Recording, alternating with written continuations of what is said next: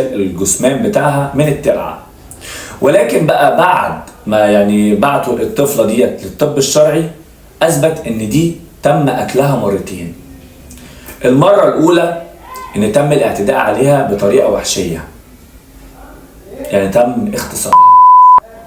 متخيلين طفله عندها حوالي 5 سنين او 6 سنين يتم اغتصابها؟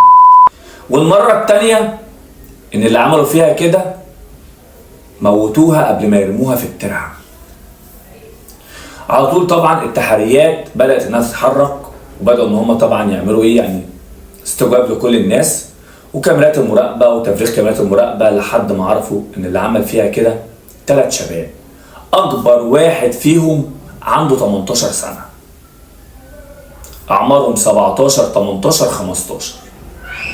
اسلام عنده 17 سنه، عدي عنده 15 سنه،